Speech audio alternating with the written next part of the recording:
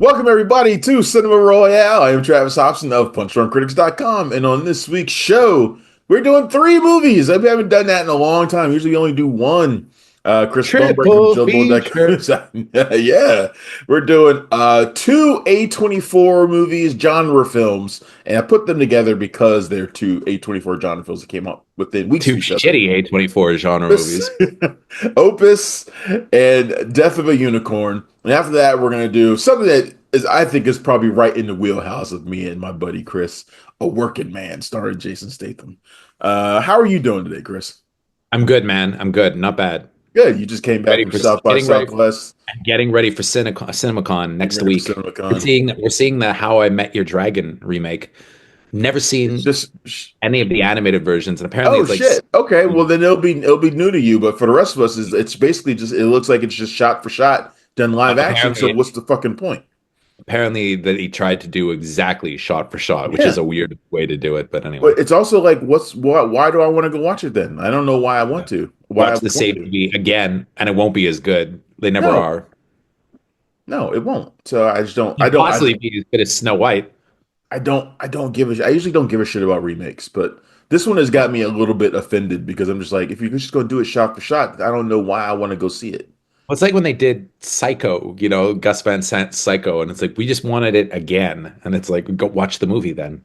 Right. I don't get why they do stuff like that. I feel like if you're going to do remakes, bring something new to the table. Well, I mean, That's I one of thought the issues Snow I White, had. That's one of the Snow issues I White. had with Snow White is I just didn't feel They like did should have enough. done more. People were like, "Oh, it's going to be too like woke or controversial." It should have been more controversial because at Yeah, least it that would should have have been, been. Yeah. yeah. They like Snow White like dipped its toes into being more modern. It's like, well, we're not going to call them dwarves, and we're not going to have like the creepy Prince Charming dude, but we're going to have him still have to kiss her without her consent to wake her up. It's like, what are you talking about? Like, if you're going to go all the way, go all the way. Just go I mean, all I the way. think that's such a stupid argument too, though. Kissing her without her consent, and I it's know, like but it's. that has been like a thing that people have like I know, and it's written think stupid. pieces about, and I'm sure I know, there's and it's probably stupid. more. And that's So. why I hate everything. I don't, Why I hate everything. I don't blame you. All right, let's start talking about If Opus. every woman that I kissed while they were asleep was together, no, I'm joking. No, no, no, no, I it's not. don't I don't I'm know kidding. how much you want to put that out there. So No, just no, no, no, no, no. leave that alone. Cut that out. No. I'm Cut kidding. that part out. Let's talk about the two A24 genre films. Let's start with Opus. I think you and I both saw this at Sundance. Were we at the We same did. screen? Were we at the same? Yeah, I think we sat together actually. We may have. We may have. Since Sundance is already kind of in No, distance. you went to the press screening. I went to the premiere. Oh yeah, fuck you. Okay, that's right. You You know did. when I knew it was going to be bad? I knew it was going to be bad at the party when I met the director and he was asking me, he was very concerned about what the embargo was for the reviews. And I was like, because I was expecting, I thought this guy was being like set up as like the next big director. And I was like, yeah, wow, congratulations, man. And he's like, yeah, thanks. So what time do your reviews go up? Yeah, oh, okay. Oh. Yeah, that's very rarely Just the case. remember, it's a comedy. And I'm like, okay, all right. Yeah, like Yeah. Yeah, I've heard that stressed a lot, like since it came out. It's like it's not really meant to be scary or anything. It's just meant to be kind of funny, kind of a satire. I'm just like, yeah. none of it worked for me. So I mean, it doesn't Isn't really a matter. satire supposed to be funny? You would think, right? This, I have to say though, the complete failure of this movie kind of baffles me a little bit because hmm. really you have all the ingredients, right? That should have made it a slam dunk. It's A24, it's hip, it's genre, it's indie. Ayo And Edibiri. well, that's the thing. Ayo Edibiri, who's like having such a moment now, and you got like the classic old school actor Malkovich. Like it really should have been, and the topic and the music, like it really should have been a slam dunk for them. Like when I saw the trailer, I was like, oh, this is gonna be a huge A24 hit. And then the movie just whiffs completely. Well, I mean, this is part of the risk of putting your movie at a place like Sundance. I mean, the movie had a ton of buzz going in. I think we were all Yeah, talking about Opus going in, and then we people were. saw it and it was underwhelming and it killed it. I mean, that can happen. That Yeah. can happen at Sundance. When a movie comes in and it And gets it and enough it bad text reviews, it just textbook kind of dies. example. Yeah. It's like when we saw well, no, it's not as bad. I was gonna say it's kind of similar to when we saw the last thing he wanted. Oof. Not as bad as Ooh. that. Ooh. Not as That bad as one's that. that one stings. Yeah, That's that was a bad movie. destroyed That a was a career. bad D movie. Reese went from being like top of the A list to like bottom of the Z list in like a second. That is a rough movie. Well, that Uh was like it was made by like people don't even know what a movie is. Like it's yeah. just it It didn't was make wrong any in sense. every way. It was wrong in every way. Yeah, That this wasn't that bad. This was still no, it was fine, this was but it a was terrible. competently made movie. It just Mhm. wasn't funny. And that was No. the thing that was bugging me the most about it. So for people who don't know, it basically centers on the return of this like I'd call him an Elton John like pop star played by John Malkovich. He's been underground basically for 20 something years or whatever. And he emerges with a new album that's like a global phenomenon. Everybody's going crazy for the return of So this. I liked him in the movie, but I did not buy him in that role. Like Okay, they all should right. have Well, cast let me a fit. real pop All star. right, let me finish saying what it's Mick about. You can't Jagger should have played that role, jump man. It right would in have been front of let me easy. finish. And Ayo Edibiri plays a journalist who is invited to his compound for sort of a premiere party sort of thing. He's ensconced with like a whole cult, like levelists and all sorts of crap like that. And the whole thing turns violent and all and kind of crazy. And honestly, I kept waiting for this movie to be as funny and as a smart satire as it was clearly trying to be. And I never really laughed other than Malkovich's like one big performance, like his one big musical performance, which A24 tried to make a big deal about. Like they released a single and did all sorts of stuff to try to pump some energy into this movie, and none of it was working because the people who saw it, just the movie just kind of died out there. Yeah, it did. It really did. And it has a really weak third act. Mm. And, like I said, I loved Malkovich in the movie, but I did think he was miscast. If you would cast somebody like Mick Jagger or Paul McCartney or something in that role, how crazy would it have been? Or like, well, I was going to say Prince, but that would be a little hard because he's dead. But you know what I mean? Yeah, like an iconic singer who Like, and doesn't it who needed an doesn't really act iconic that singer. much, or somebody.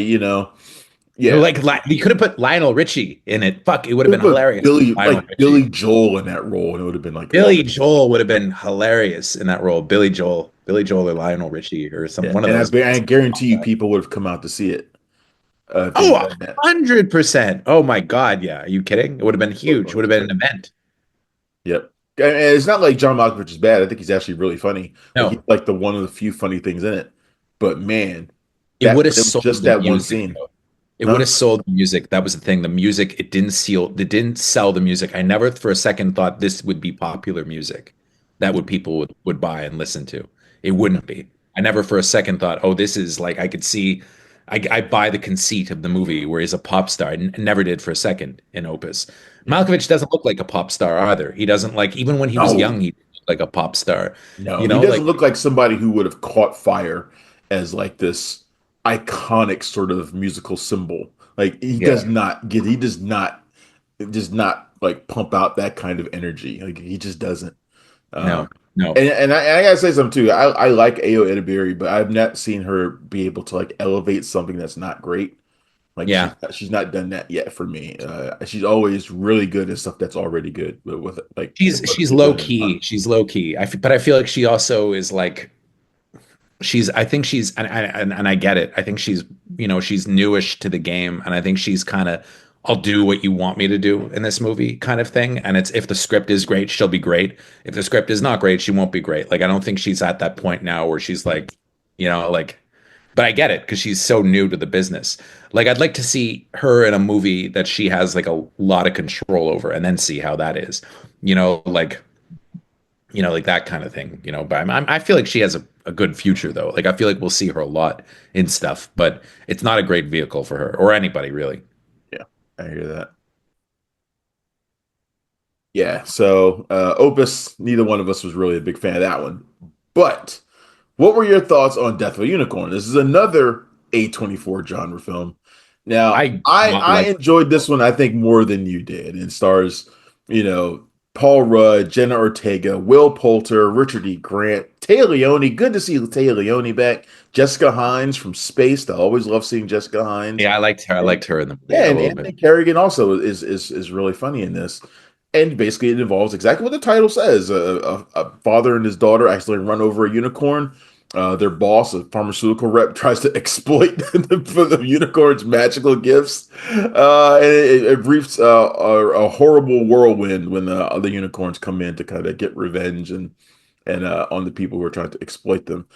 I found this to be funny. I don't think it quite works on a satirical level. This is another movie that is trying to be more than just a comedy or a horror. It's trying to be more than that, trying to say something more than that. This one about, corrupt rich folks and the wealth disparity and all sorts of stuff.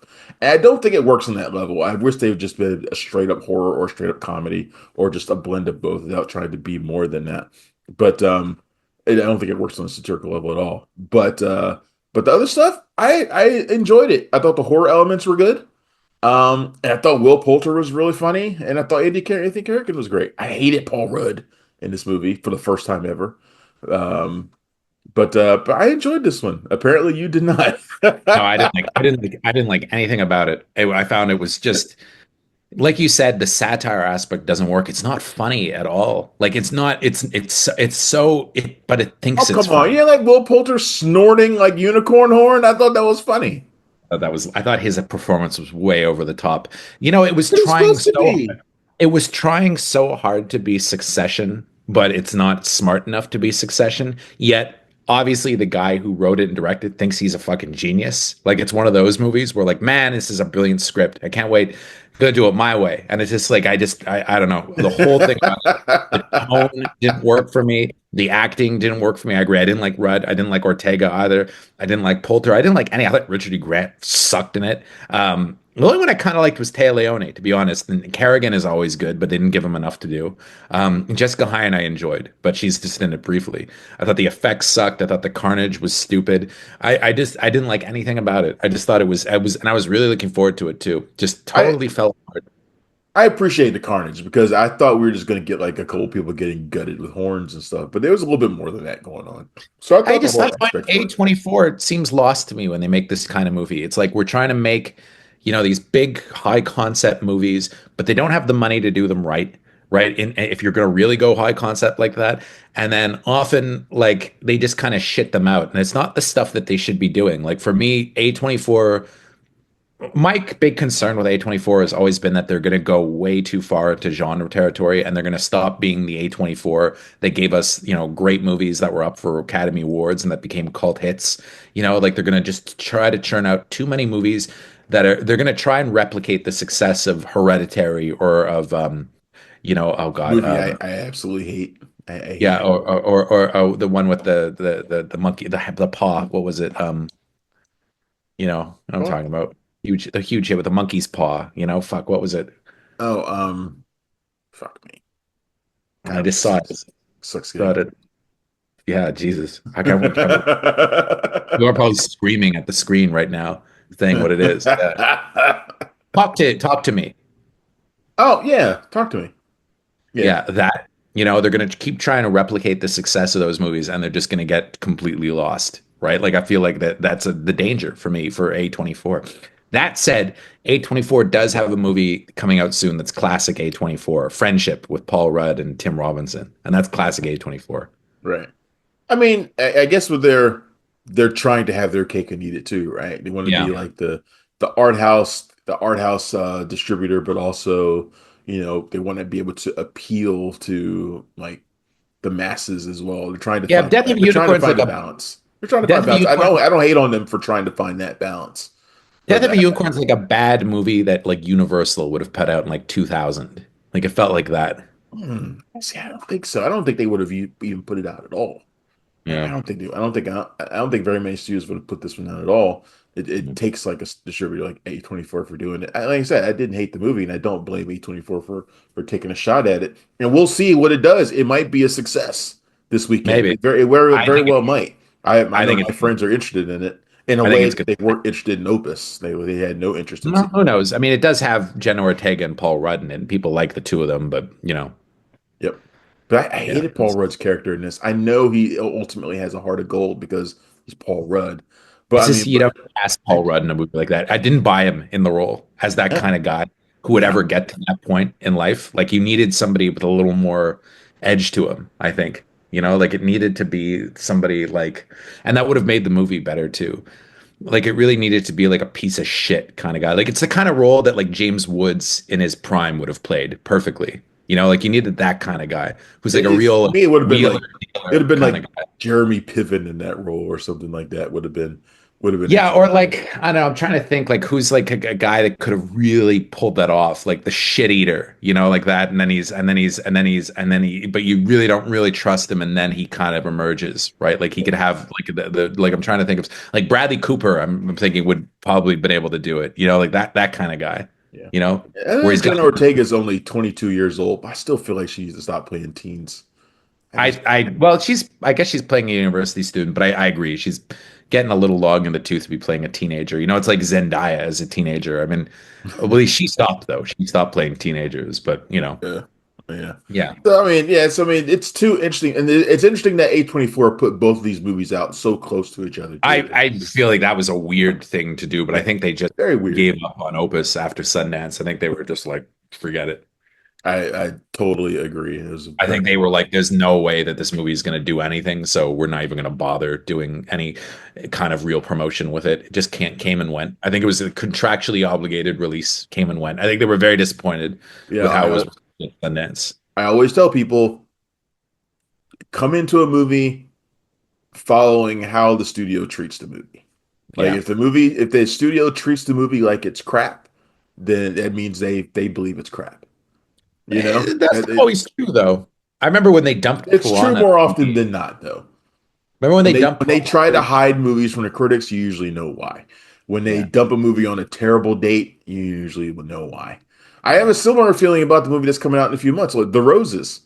Like, why would you put that Oh, movie in yeah, August? that's a really questionable date for a Yeah, it's a movie bad like date. that. It's a bad A date. remake of War of the Roses the last Labor Day weekend? Like, are they nuts? Like, Yeah, it's just because it's too early to play any of the fall festivals, and it's too late to be a summer movie. Like, that's always considered the worst weekend of the summer, right? yep, The last weekend in August. yep. It's a bad date. It it must be terrible.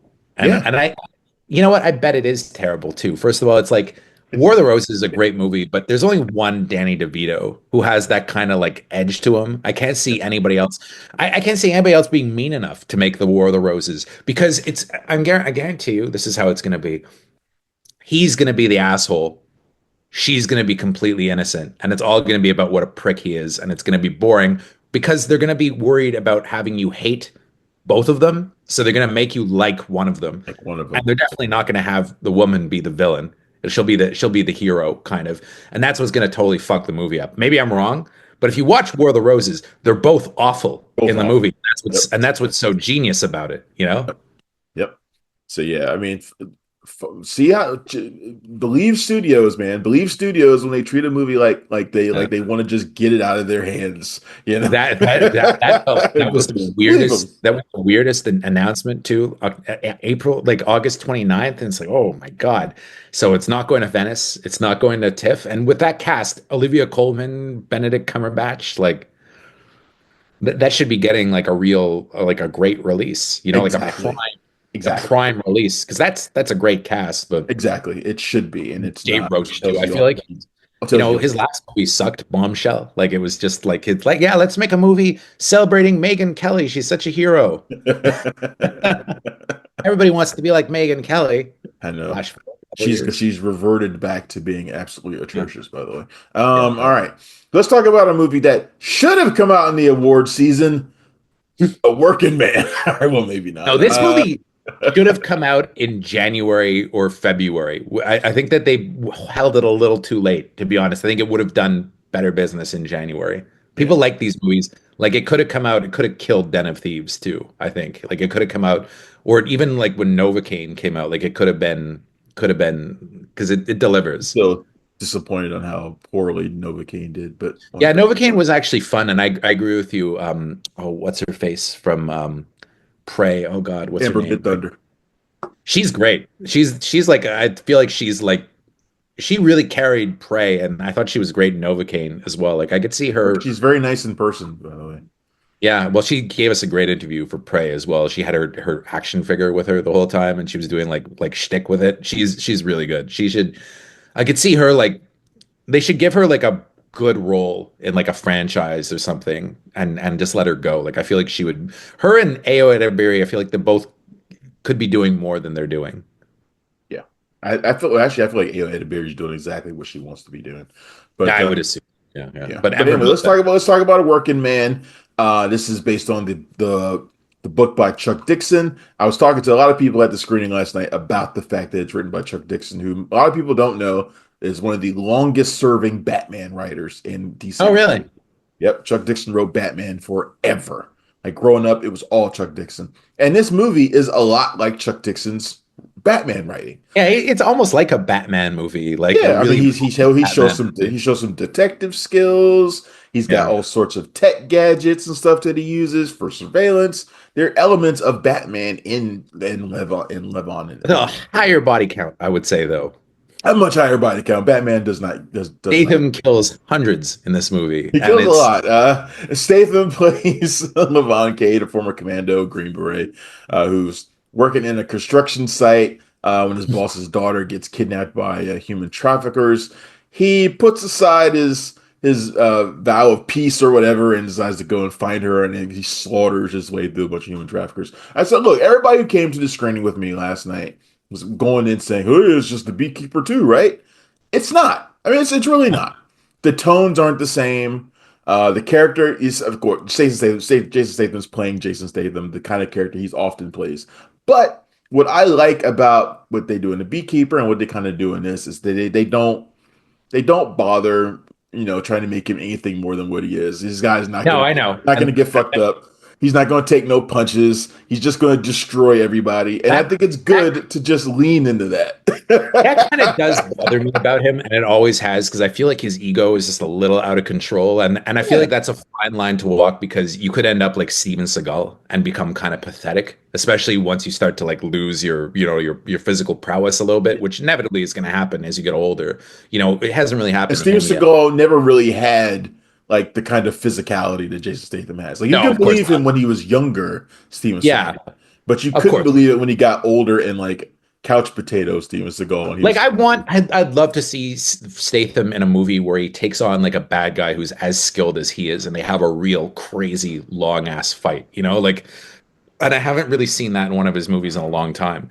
That That's one of said, the things I've liked about season three of Reacher is that he's got somebody who is his physical superior for once. and that's kind of what you need to do, right? And but I do like how Ayer especially kind of leans into making Statham almost like a Jason type figure, Yeah, where he's you like said that almost. about you said that about the Beekeeper as well. Yeah, Yeah, like he's a terrifying killer, right? It's like a slasher movie, but he's the hero, which I like, and I think that's an excellent way to do it. yeah. And I mean, he just like Ayer and Stallone, who worked on the screenplay, really make you hate the villains, kind of like they did in Beekeeper. So in Beekeeper, it was who's the most despicable villain we can get? People that victimize the elderly. And this one, well, who's just as despicable? Human traffickers. Yeah. So it's like they're really, you don't need empathy for the bad guys. These people are garbage, and you just want to see them get like wasted in Yeah. violent, horrifying ways. That And they that don't. said, I wish there was a villain who had the kind of sniveling energy that Josh Hutcherson had in the first one. No, Josh Hutcherson was legitimately great in The Yeah. Beekeeper. He comes This movie doesn't have that. They kind of tried to with the Demi character, but he's not the same. I mean, but there's no villain that that part stands out that great. I mean, when the all, one screams out at the end.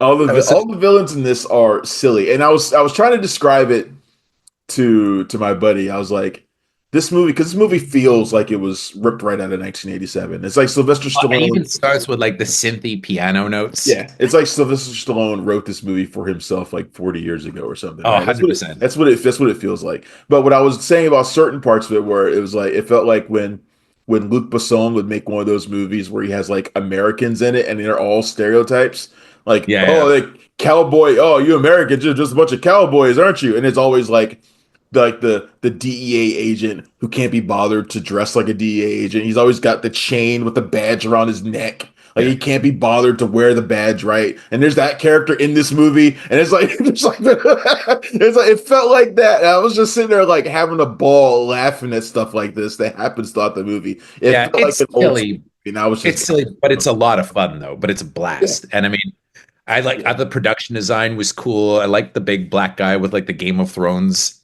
throne, Right? the Iron And Throne they on should have heard the the crowd die laughing when he called him a working man. He's like, "You yeah, working working man?" The man. crowd roared. The title though is so shitty that Levon's Trade is a way cooler title, but they need to get that Yeah, Seagal like three word a working man. yeah. But if Statham is great in it, like he's playing he does exactly in the movie what you want him to do. He does need to shake up the formula a little bit though. I think like it could That's like not. It's not happening anytime soon. So I mean because I was he's kind got of the looking Beekeeper over it. two coming up. He's got the Beekeeper two coming up. So that's He's not got a happening. great director for Beekeeper 2 though as well, Timo Tjanto. Oh Like yeah, but the thing about that is also like I would say probably the action movie that I'm most excited to see this year is Nobody 2 because I know that in Nobody 2 Odenkirk's going to take some licks, and I like that. I like when a hero yeah. I know takes licks. you really like Nobody, and I wasn't as big a fan of it as you I mean, were. that's why I like The Accountant too. I mean, you haven't seen it, but in The Accountant too, they're not like Supermen in the movie. Like they do a lot of heroic shit, but it's a little bit more like they're vulnerable, and I like that. And for my heroes, I think Stallone was always like that too. Stallone was never afraid to take a punch. Yeah, I just find that like Statham is of the school of Vin Diesel and The Rock, where they have to be the number one guy who's unflappable the whole time, and I don't love that. But I do think that Statham is hooked up with a very good director with Ayer, and I think that Ayer knows exactly how to make a movie like this. yeah. I agree. These two have a really good partnership going on here, and I'm hoping it continues. Me too. I'd like to Even if see Ayer's another. not going to do Beekeeper two, I hope they reconnect on something else Yeah. in the future because they do really have a good thing going on here. And Statham's on a pretty decent run right now. He's leaning Mhm. into what he does best. And this movie to me is just, like I said, just feels like a throwback, and I was just having a blast with it. It does not have the sort of unhinged energy of the Beekeeper though. It just doesn't. There's some parts of it that are kind of slow. The dialogue is super clunky.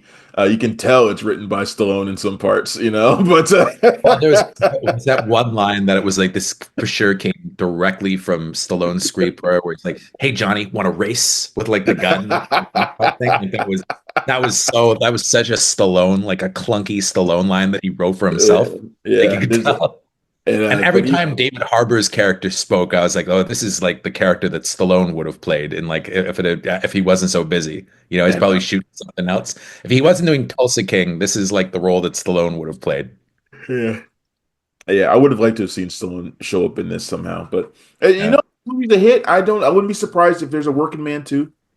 Well, I mean, it's the kind of movie like The Beekeeper where, and I like that Amazon MGM are cranking out movies like this because even if they don't do great in theaters, although The Beekeeper did pretty well, even if they don't do great in theaters, Beekeeper was a they're hit, going made to 100 be, million. Beekeeper made and they'll 100 be million, I believe. Yeah, I don't know if Working Man is going to do as well, but these are the kind of movies though that are going to get streamed to death, right? People are going to keep going back to them on streaming Yeah. service. And Oh I yeah, think Amazon knows that. And I think that's why, he's got like Statham's already got like another three movies wrapped, yeah. So We got to get these on are the ball and get our Jason Statham movie written so that we can get some of that residual money for the rest of our lives. no, my action movie, the one that I want to do is I want to lean really hard into the slasher thing, but I want it to be like a real slasher, like a really like a Jason with like a deformed face that like kills only villains. I think that'd be in like ways like in Terrifier, like that kind of violence, Yeah, I where mean, he's like, I kind of like the idea of leaning into the hero as this sort of unstoppable force of nature that is more yeah. like a slasher than a But it than a would be like the violence would be like at the level of like Terrifier or in a violent nature, but it would be people that deserve it, like it would be like human traffickers or shit like that, or Republicans. No, I'm kidding. No, no, no, not Republicans. No, I'm I joking. kind of like the idea of that plot, but I agree. Many we talk Republicans. about that later. So yeah, so three movies here today on Cinema Royale. I enjoy Death of a Unicorn, and I love A Working Man. I'm not a fan of Opus, neither is Chris.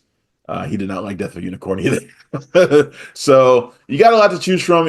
Opus might be out of your city by now. Who knows? But the other It's for two, sure out of your city. but the other two are opening this weekend for sure.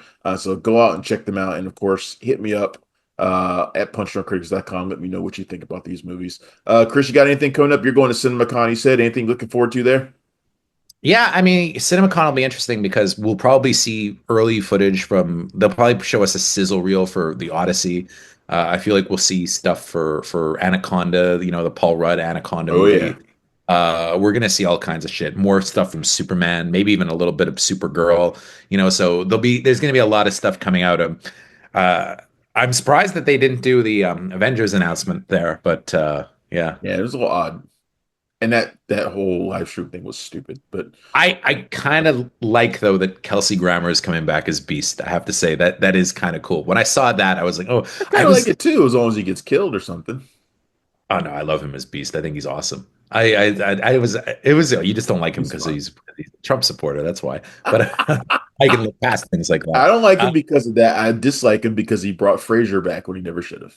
He should have never brought Fraser back. But if he knew he was playing Beast again, he probably wouldn't have. But what was I kept waiting for them to announce Wesley Snipes as Blade, but I said the same thing. I said the I same thought it was thing. going to happen, especially when I saw Channing Tatum. I was like, "Oh fuck, it's coming!" And I it have a didn't feeling happen. that they're That was not done, and maybe he shows up for Secret Wars. So that would he needs to. He fucking needs to. yeah, I agree.